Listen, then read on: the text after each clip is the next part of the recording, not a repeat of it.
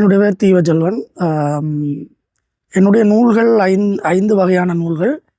மொத்த பிரதிகள் 360 பிரதிகள். இந்தியாவிலே இருந்து வருகை தந்த வேளையில், எனக்கு அனுப்பப்பட்ட வேளையில் சுங்கப்பிரிவால் தடுத்து வைக்கப்பட்டது.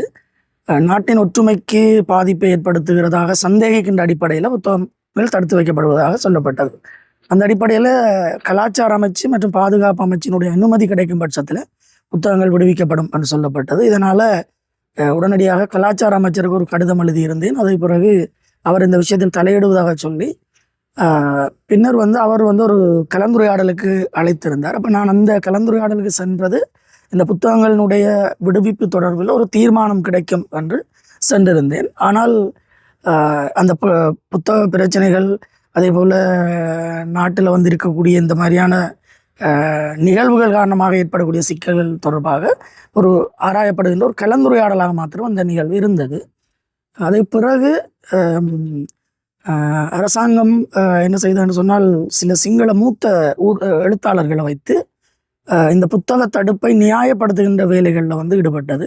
அதற்கான காரணம் நிறைய இளைய சிங்கள இளைஞர்கள், அதே போல் சிங்கள ஊடகவியலாளர்கள் எல்லாம், எழுத்தாளர்கள் எல்லாம் இந்த விடயத்துக்காக குரல் கொடுத்திருந்தார்கள். அப்போ அந்த குரல்களை சமாளிப்பதற்காக அரசு இத்தகைய ஒரு முயற்சியை செய்திருந்தது.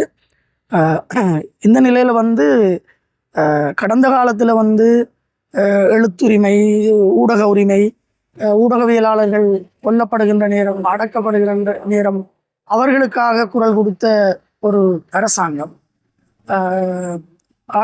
இந்த ஆட்சியாளர்கள் இன்றைக்கு அதே விஷயத்தை கையில் எடுத்திருப்பது என்பது ஒரு மிக மோசமான ஒரு செயற்பாடு. என்னுடைய இந்த நூல்களை பொறுத்த வரைக்கும் இவை போரால பாதிக்கப்பட்ட மக்களினுடைய கதைகள், எங்களினுடைய வலிகள். குறிப்பாக இந்த வலிகளை பெரும்பான்மை சிங்கள சகோதரர்களோடும் உலக சமூகத்தோடும் பகிர்ந்து கொள்ள வேண்டும் என்ற ஒரு நோக்கிலையும், இவைகள் எதிர்காலத்தில் மீண்டும் ஒரு யுத்தம் பெறாமல் ஒரு சுதந்திரமும் அமைதியும் விடுதலையும் கிடைக்க வேண்டும் என்கின்ற ஒரு நோக்கத்தின் அடிப்படையில் அதை வலியுறுத்தி தான் இந்த புத்தகங்கள் எழுதப்பட்டது. அதனால தான் என்னுடைய ஒரு புத்தகம் சிங்களத்திலே மொழிபெயர்க்கப்பட்ட போது அதுக்கு மிகுந்த வரவேற்பினை சிங்கள உறவுகள் வழங்கி இருக்கிறார்கள். இப்போ இதில் பேசக்கூடிய ஒரு மூத்த சிங்கள எழுத்தாளர் சொல்கிறார், கவிஞர் சொல்கிறார், இந்த புத்தகங்கள் தமிழில் இருக்குது, இதை தான் படிக்கவில்லை, ஆனால் இவர் நல்லிணக்கத்துக்கு எதிராக இந்த புத்தகங்களை எழுதியுள்ளார் என்று சந்தேகிக்கிற மாட்டார். அப்போ ஒரு தமிழ் எழுத்தாளர் எழுதினால், ஒரு புத்தகம் தமிழ் மொழியில் இருந்தால் அது நாட்டின் நல்லிணக்கத்துக்கு எதிரானது, ஒற்றுமையை பாதிக்கும் என்று சொல்லி அந்த பார்வை தான் இனவாதமானது, பாரபட்சமானது. இதுதான் இலங்கையில் காலமாக நிலவி வரக்கூடிய ஒரு அடக்குமுறையின் பாரபட்சமாக இருக்குது. அது இந்த அரசியலையும் தொடருது என்பதைத்தான் இந்த புத்தக தடுப்பு வெளிப்படுத்துகின்றது. இந்த நிலையில் இன்றைக்கு நான் இந்த விடயம் தொடர்பில் இது என்னுடைய மனித உரிமை மீறல். அந்த வகையில் நான்